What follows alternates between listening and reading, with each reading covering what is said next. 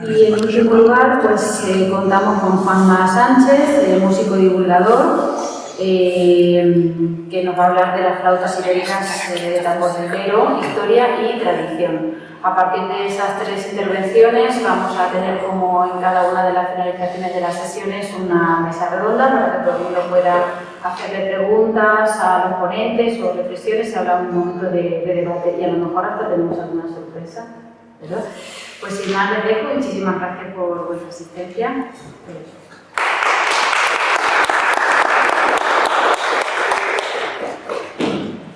Bueno, de mano vamos a hablar de bandurries y de rabeles.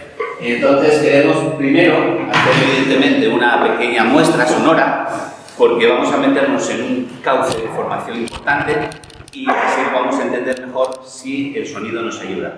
Y además vamos a ir viendo una serie de cuestiones visualmente muy entretenidas e informativas.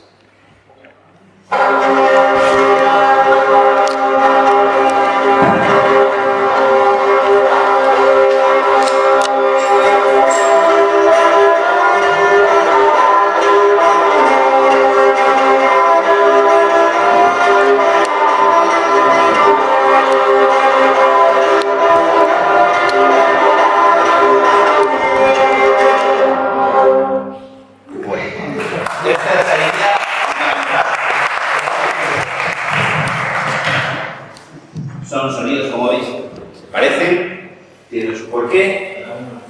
Los nombres nos van a dar una cantidad de información para poder seguir la pista sobre ellos. Y igual trabajamos un poquitín el volumen, porque si no se va a realimentar todo. Tenemos el volumen general como de capitán general. Tu voz a la derecha, de todos estos cuadros. Tu otra derecha. Sí, pero que está peor.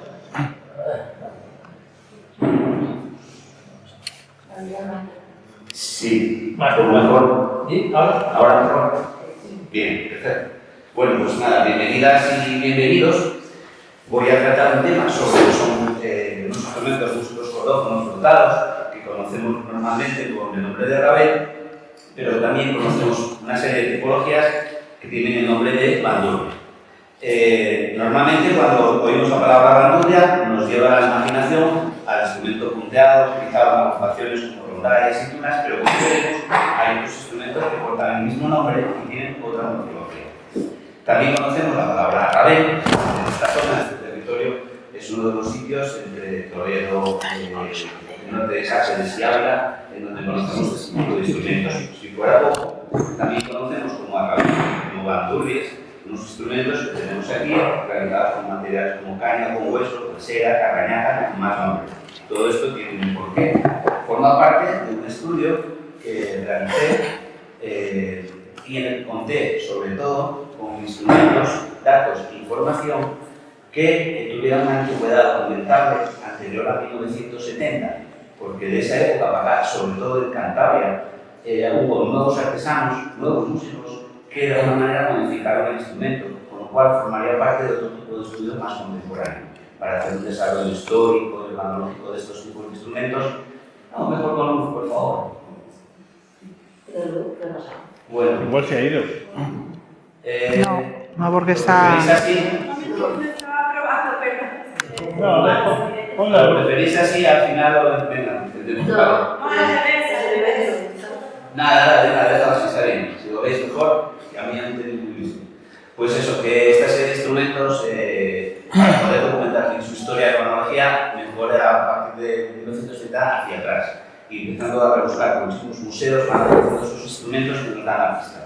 Como visteis ya aquí en directo, lo que conocemos en la zona de Asturias como bandurria, esta tipología la forman 8 con una tapa de piel, que se toca siempre sentado, y estos conceptos de la zona oriental es donde yo pude recopilar documentación del uso de bandurria. Nunca hay un informante ni ningún texto, a no ser por una cuestión técnica, hablan de rabeles, pero en la tradición nadie habla ni conoce lo que es un rabel. Sin embargo, en la zona de Cantabria hay dos valles muy cercanos, el Valle de Poblaciones, donde también se conoce el instrumento como bandurria, se toca entre las piernas con una forma de 8 más antigua, y en el Valle de Reynosa de Campó pues son rabelistas, campurrianos, y los de poblaciones son bandurrieros purriegos.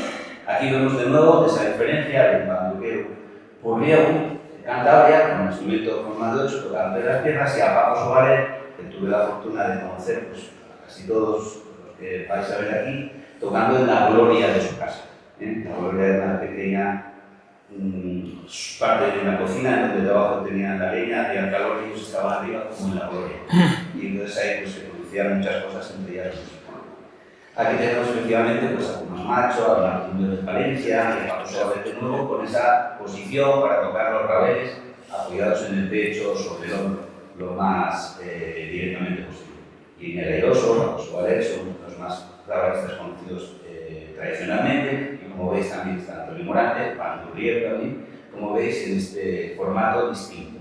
Ya veis que solo visualmente ya vemos que ahí hay algo que le da el motivo de que tiene un diferente nombre. Aunque algunos instrumentos se parecen y por eso se estuvo difundiendo a lo largo de muchísimos años. Ahora tenemos a Pedro Madrid, que precisamente de la obra de Miguel Delibes, Los Santos Inocentes, fue el que puso la banda sonora. Cuando veáis esa película, el sonido es el sonido del instrumento de Pedro Madrid. Pedro Madrid, sobre los años 70, con el ánimo de modernizar un instrumento, pues cambió su morfología, cambió el instrumento, añadió cuerdas, puso una serie de cuestiones que creó un nuevo instrumento y pasó el mundo a conocerlo como rabelista cuando en poblaciones a día de hoy siguen siendo todos bandurrieros. Entonces esas diferencias son importantes porque nos hablan de la historia de los instrumentos. No solo hombres, también vamos a encontrar a bandurrieres, Julián Garrábago, Cabeza Gómez. Y aquí mismo en esta secuencia veis los formatos, cómo fueron evolucionando en las últimas décadas, por eso es necesario estudiar los más antiguos. Julián con forma de 8, tapa de piel, Adela a vuestra derecha con una especie de rectangular, y Pedro Madrid que cambió el instrumento con tapas de madera, veces de cuerda con unos clavijeros especiales y distintos. Aquí vemos cómo se conservan las tipologías en la zona de poblaciones, con esos formatos de tamaño más pequeños y una pequeña forma de cuchara. Y aquí tenemos, como veis, instrumentos de cocina. Serían la cámara del mundo tradicional rural, los instrumentos de cámara de la cocina. A Adela tuve la suerte de conocerla, es su hija Tere, y bueno, pues aprendimos muchas cosas en común, entre ellas como de pequeña, cuando se creó el Museo del Pueblo Español, en el año 35 se recopiló muchísimo material en muchos sitios, se acabó en Barcelona, después de la guerra tuvieron un montón de localizaciones distintas hasta que acabó en el Museo de Praga, en Madrid. Colección que pudimos ver en las primeras jornadas que montamos en Instrumenta, pero que se dio un poquitín allí dejada de la mano del desarrollo. Pues este instrumento figuraba como de la Vera del Pas, cosa extraña porque ahí no tenemos documentación de tradición de estos instrumentos, y venía de la Vera del Pas porque había unas comillas que todo lo que venía de la Vera del Pas se dio probando, hasta que me di cuenta que si lo habían recopilado en poblaciones como de Adela Gómez no podía ser de Vera del Pas. Entonces cuando fui a casa de Adela se lo comenté y le seguí la fotografía y inmediatamente se puso a llorar, porque lo había vivido con 15 años y no lo había vuelto a ver, no lo había vuelto a ver hasta ese día. Entonces se emocionó mucho y son esos tipos de motivos que uno agradece cuando hace esos estudios. En la zona de Campo de Sus, Cantabria, también podemos encontrar estos instrumentos en forma de 8 con tapa de piel, y siempre cuando nos vayamos a instrumentos antiguos. Norte de León, lindando nuestros países entre Asturias y Cantabria también. Con esa forma en 8, piel, y además una entidad, los más famosos Tidal, que pintaba muy bien, pues hizo un dibujo de una rabalista de Guiñar, donde tenemos esa posición también de las piernas para tocar de manera vertical. Pues por hacer un resumen de qué nos vamos a ir encontrando, aquí tenéis en verde esos puntos entre Asturias, León y Cantabria, en donde conocemos el instrumento como bandurria, y el formato más antiguo es en forma de 8 con tapa de piel y 3 cuerdas de tripa, y esto también como poco a poco el tiempo, según nos vamos acercando, va a ir modificando esta tipología y va acabando, por ejemplo, esto que dice un bandurriero que se llamaba Castigal, preguntamos, ¿por qué haces el modelo así? Y dice, es que en 8 hay que trabajar más. Entonces lo cambió. Muchas veces llegamos a saber el por qué se cambian las cosas, economía de supervivencia, sin más. Es que lo otro llevaba hasta abajo, entonces así es más fácil. Y en muchas ocasiones pues, se van reduciendo los formatos y encontrando esas tipologías que nos gusta tanto estudiar. Cuando vas a la parte de Reynosa, los instrumentos ya tienen una similitud con lo que son violines. Estamos hablando de formatos que a partir del siglo XVI fueron modificando el gusto de la manera en que los pueblos, la tradición, pues muchas veces por mejor prestigio. Si un violín es más prestigioso que un grave, pues lo hago con forma de violín porque así yo tengo más prestigio. Es una cuestión, pasa lo mismo con los nombres. Pedro Madrid, cuando le preguntaban por el nombre del instrumento, salía de una bandera, pero decía que era un rabel, porque los académicos y la gente que iba a preguntarle eran gente estudiada. Y si decía que era un rabel, pues se iba a decir que era un rabel porque también así era más estudiado. Es muchas cuestiones de los informantes hay que cogerlo con muchas pinzas para poder arrancar. Zona de La Rioja, zona de Segovia, nos podemos encontrar con modelos de tipologías que llamamos media botella. Y precisamente en esta zona, porque son los territorios del país que coinciden en la situación administrativa de Toledo, Ávila y Norte de Cáceres, coincidimos con este tipo de modelos de media botella que llamamos. Y si nos vamos a la zona del puerto, unos curiosos instrumentos con forma de cuchara muy grandes de los que vamos a tratar también. ¿Qué une todos estos puntos a día de hoy? Pues entre otras cosas, no exclusivamente, lo que eran las cañadas reales. El mundo de la transhumancia pues llevó muchas canciones, mucha amistad, convivencia de unos sitios a otros, como veis, desde casi las montañas de Asturias a prácticamente Andalucía. Entonces, todos estos sitios son puntos que los une esta tradición. De hecho, vamos a escuchar canciones de un sitio y otro que las conocen los pueblos después de 300, 400 años y solo puede ser por transmisión oral. Muchos de los músicos pastores además llevaban el material con ellos. Si necesitaban hacer un instrumento, pues tenían la piel, tenían la madera, tenían todo para poder construirlo y tirarlos. Gracias a museos como el de Ampudia o el de Joaquín Díaz en Uruguay, la Asociación Fontanera de Ampudia, pues podemos ver que hay una multitud de instrumentos antiguos. Algunos de estos ya tienen una tipología más parecida a los violines porque imitan algo más recientemente y otros coinciden con instrumentación mucho más antigua. Mismamente en esta zona, Tino Pérez y otra serie de artesanos y músicos pues tocaban los instrumentos que veis mismamente en los museos que acabamos de ver y que están a sorprender aquí a Marcos. Los trabajos de Bonifacio Gil pues fueron aportándonos además esa posición contra el pecho que hace común a esta tipología de instrumentos en muchos sitios. Silvestre Sánchez, Hernán Toledo, Juan Muñoz de Ávila y que además conservan instrumentos muy interesantes. Hay que hablar también de Juan Miguel, del grupo Cigarra de Ávila, en el que está haciendo un gran trabajo de recopilación también y difusión de estos instrumentos. Y nos hablamos ahora mismamente de Puerto de Zamora.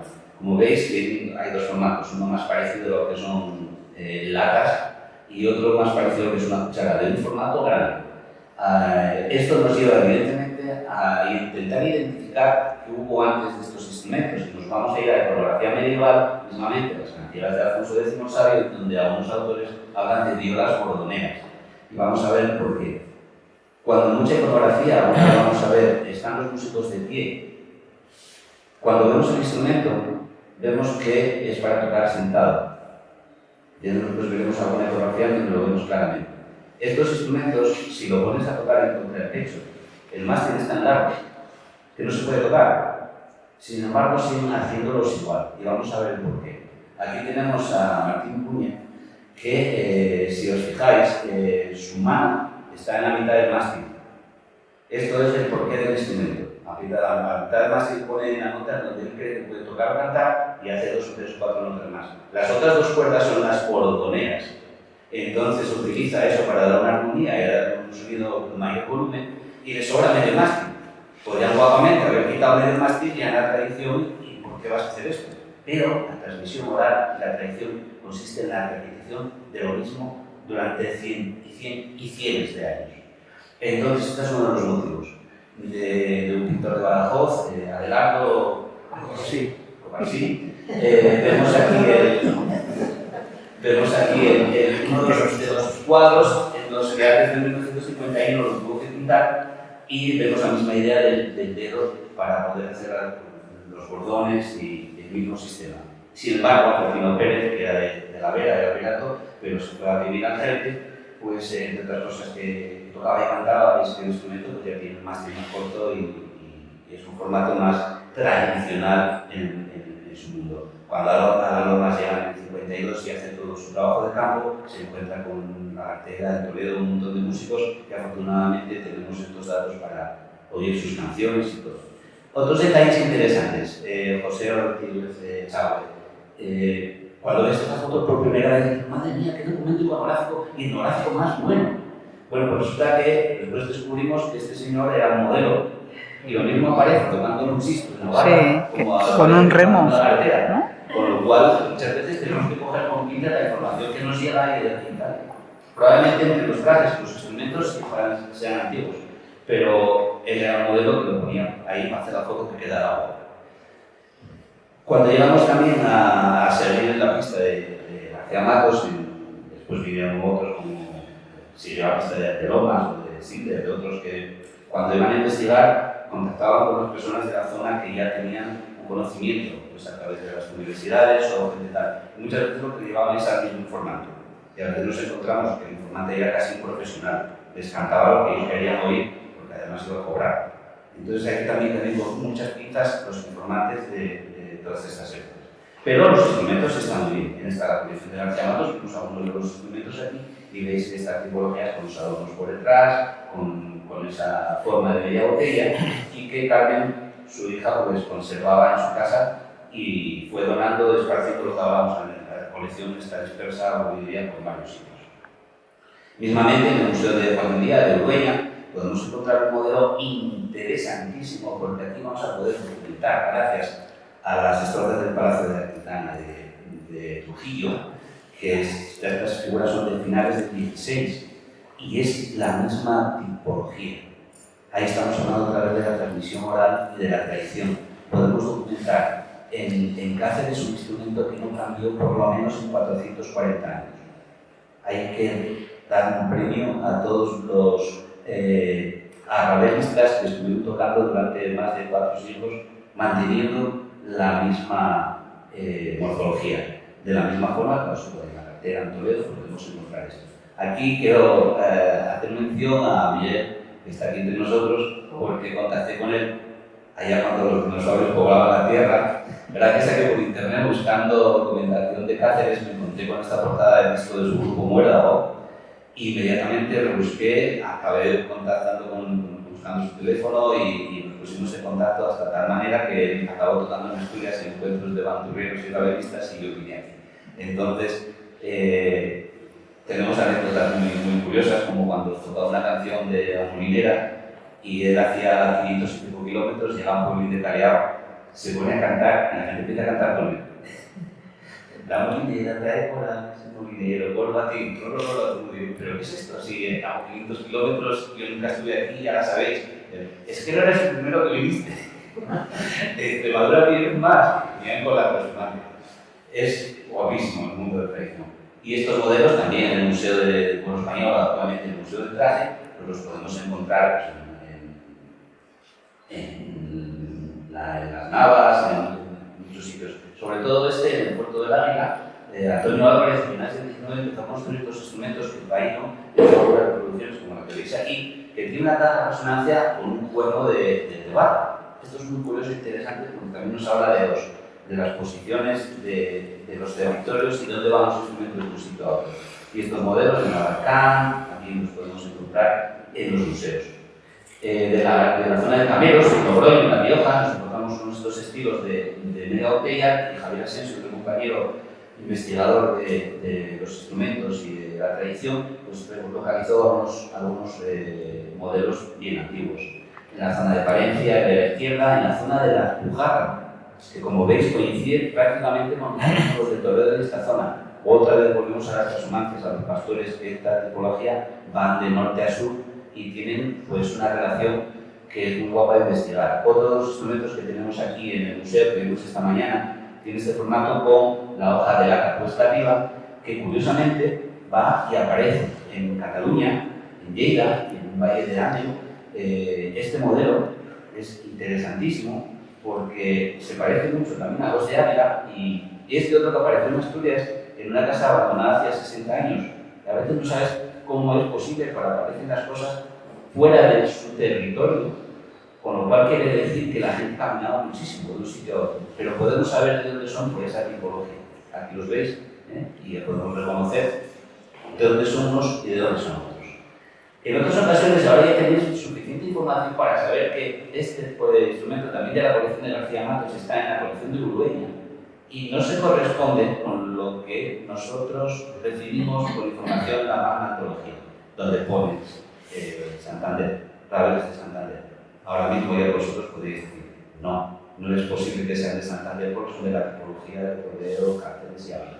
Con lo cual en algún momento es normal que la gente también pues, confunde los datos o los pone como es lo que llega hasta ellos y lo transmite así, y hoy día podemos saber que no. Rabeles también que se utilizan como caja de resonancia una vejiga, rabeles de vejiga o un base en otros sitios, y que solemos ver utilizados en festivales tipo Navidad, los villancicos, acompañando con zambombas, y realmente pues, es un instrumento similar, se frota la cuerda con un arco y eso hace que la vejiga haga resonancia y funcione. Mismamente hay cuadros donde hay pues, el carnaval, y esos que ruido eran uno de los instrumentos importantes. En Cataluña estoy colaborando con Josep Cuells para recuperar todo este tipo de instrumentos, gracias a este que apareció en Lleida, y donde la utilización de la tabaja en Cataluña sí la podemos documentar con antigüedad en varios documentos. Este es uno de los modelos que él está intentando pues poner al día para intentar volver a tener el uso de instrumentos de Rabeles y Rabequer en Cataluña. Tenemos, gracias a los trabajos de Simorra y otros investigadores etnógrafos catalanes, el violín pastor, que también se utilizaba para danzas y esto es muy interesante, que desafortunadamente hace más de 100 años que no se recuperó. Estamos en ello. Y aquí teníamos una cosa interesante que os quería comentar, que os fijarais ahí. En un museo de la Inquisición, en la Canta de la Hoya, Félix de Pérez, de Grupo Cardial, vio un instrumento hecho de calabaza. Y sí que hay instrumentos hechos de calabaza, pero tienen su morfología. En el que veis a la derecha es el que Félix, cuando vio en el Museo de la Inquisición este instrumento, hizo una copia, lo tocó en Valladolid y con Joaquín Díaz hay vídeos, hace 40 y pico años, y empezó la gente a hacer este instrumento como tradicional de Valladolid. Resulta que en el Museo de la Inquisición, alguien de la India le había traído ese instrumento y lo puso expuesto. Y entonces está tocando como tradicional de Valladolid un instrumento de la India. Así que hay que tener también mucho cuidado y distinguir cuando tú haces una modificación o cambias algo. Oye, que esto lo hago yo porque me da la gana. Pero bueno, ya veis que hoy día podríais identificar también si es o no es. Y lo podemos identificar por una cuestión muy concreta. Cada cultura tiene sus maneras de hacer las cosas. Los instrumentos que tienen el diapasón, el mástil, que va del enterizo a través del lado cuerpo hasta el final, tienen precisamente ese concepto musical del oriente. Pasó lo mismo con un instrumento para el Museo del Pueblo Español que encontraron en Soria, un instrumento que puede ser de Siria.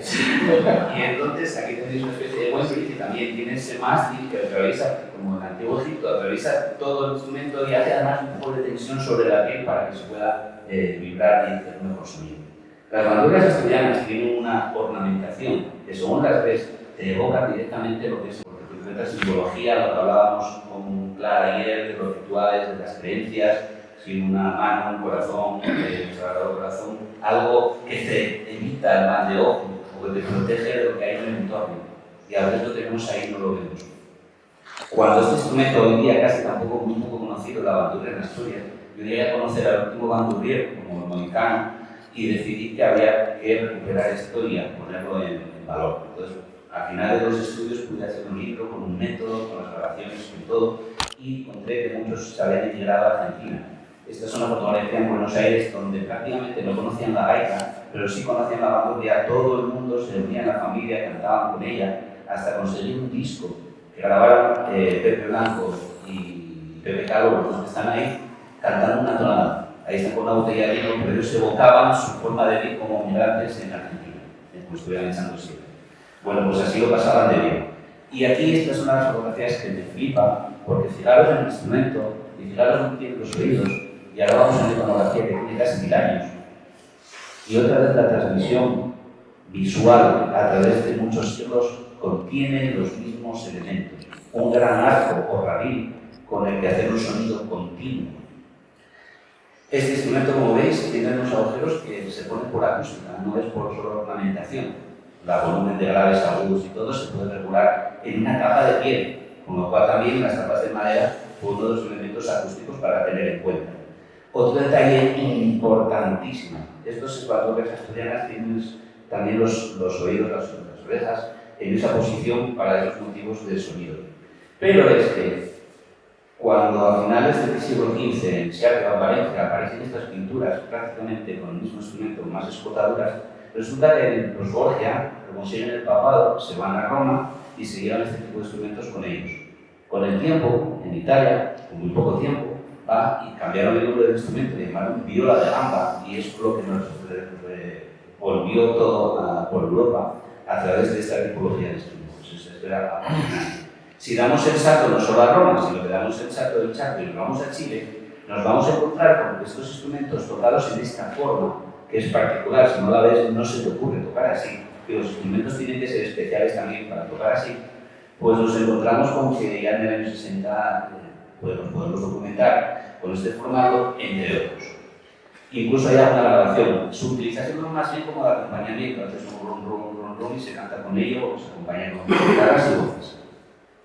También nos encontramos, voy a hacer un pequeño salto por Sudamérica porque me parecía interesante y al sitio en donde estamos.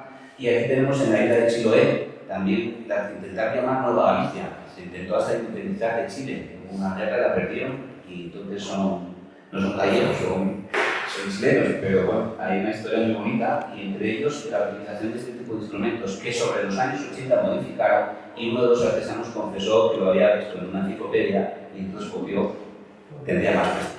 Y entonces también vamos viendo las modificaciones de los instrumentos antiguos.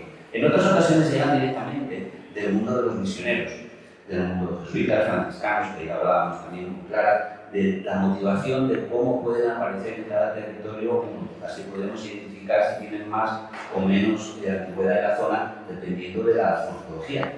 Gracias a Zuma Mónica Picao, que estuvo aquí hace años también, contactamos para hablar de todo esto, pues conocemos entre los MIFIA la utilización de estos instrumentos y diferentes tipologías que agradezco que me haya enviado las fotografías. De la misma manera, a José Luis Pinoz, que vivía en Formosa, y me envió documentación de Ángel Echalay, también guapísimo, porque ayer volvimos a hablar de los rituales. Este señor, para tocar, montaba el instrumento sobre una lata de aceite o gasolina, se llama biqué, y se ponían unas plumas de ñandú. Y como veis colgando algo rojo y un espejo que ayer Clara nos definía muy guapamente. Decía que esto es para el mal de ojo, para los rituales, que no me pase nada mientras estoy tocando. Y aquí lo tenemos vivo, pues esto debe ser del 2005, una cosa así. Y veis los modelos modernos ya lijados para que parezcan algo más guapos y además coinciden con los formatos que tenemos de Toledo. Entonces, sí podemos ver los instrumentos que tenían un formato más antiguo, que son los que todavía se utilizaron en la zona de Paraguay, con su nombre, Spon, y hechos pues, de maderas de diferentes árboles, con esos formatos, con los que hay una pequeña caja de resonancia y un arpa. En Bruselas me encontré con un rabel Apache, ya de finales del 19, raíz de yuca y con cañas. Y entonces ya sabéis que en el mundo americano no existen productos de cuerda, de mucho menos flotado, y todo lo que llega allí es una pequeña variación de lo que fueron viendo, incluidos los violines chaqueños, por Bolivia, en los que hay una pequeña caña de maíz que nos recuerdan a los violines Pochet que tocaban para las danzas en Francia. La rabeca en Brasil y en el Portugal, que son instrumentos que a mediados del 19 los encontramos en un formato claramente como violas y violines, y con un mástil más corto para tocar al techo y estar con más comodidad según su gusto. Todo esto nos viene de alguna parte. Tenemos un conocimiento ya de los últimos 500 años, pero los instrumentos son más antiguos. Y para poder documentarlo, lo que tenemos que hacer es buscar en iconografía mismamente como la de los beatos, en las que la misma lana, a mediados del siglo X, nos va a aparecer instrumentos grandes, de una tipología larga para tocar de manera vertical. Y aquí vemos claramente cómo está tocando, pulsando con los dedos. Aquí está tocando con un plectro y otra forma más, en la misma lámina, que vemos un pequeño arco, que esto está hablándonos de que es la primera documentación iconográfica que conocemos de un instrumento flotante.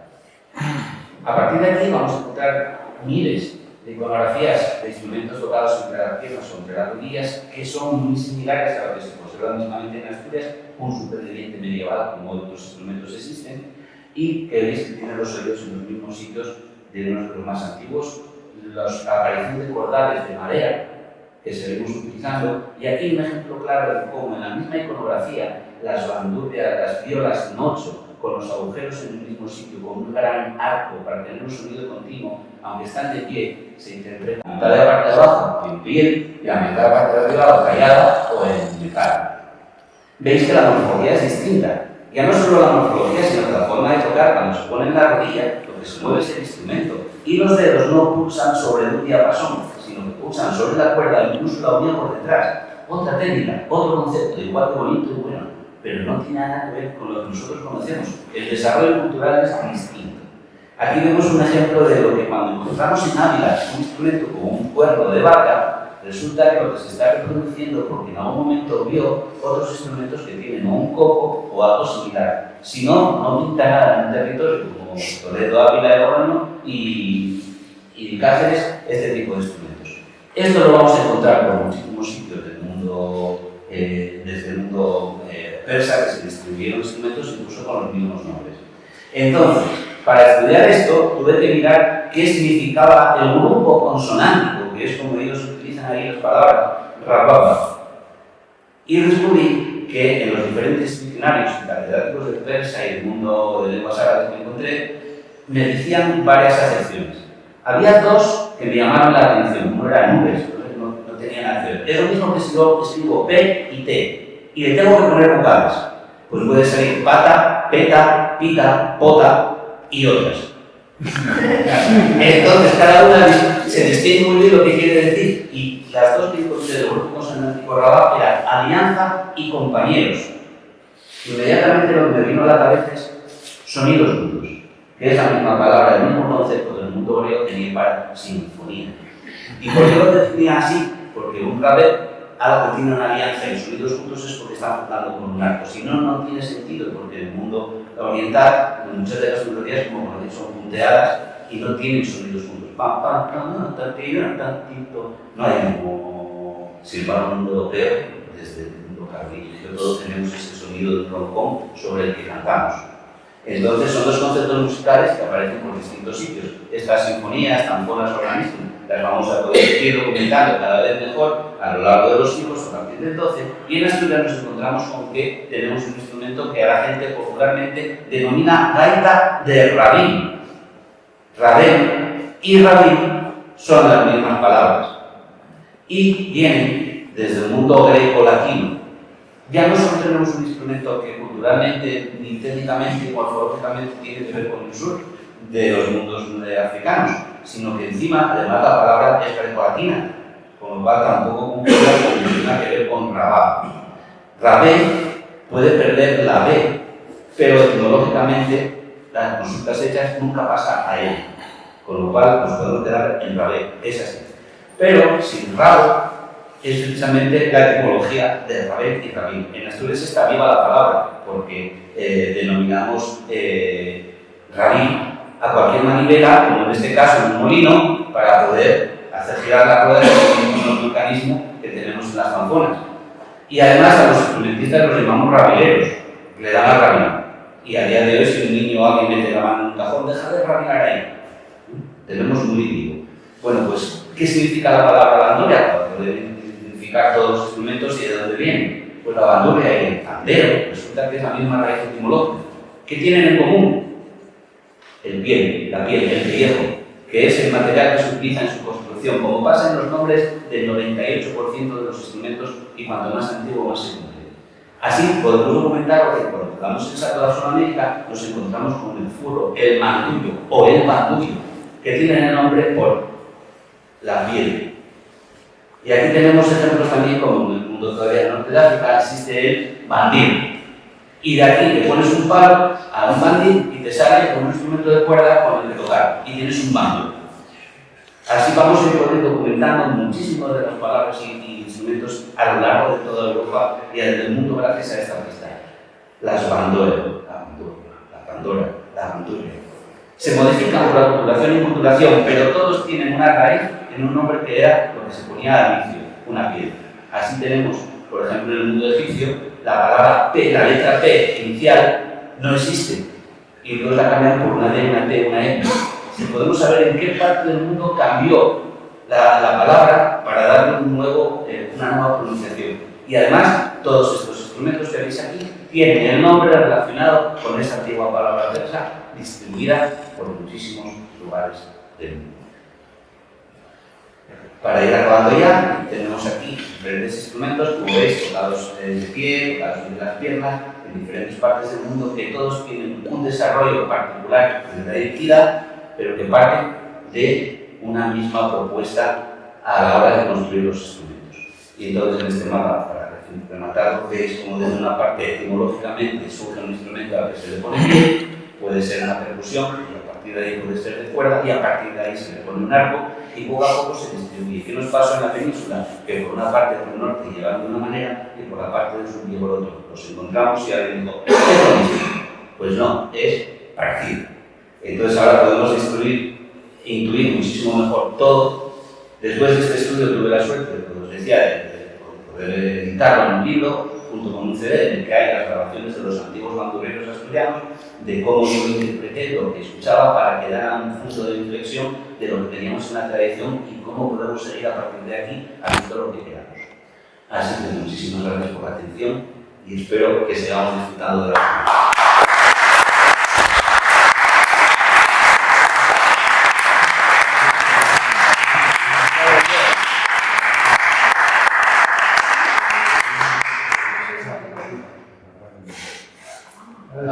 vamos allá.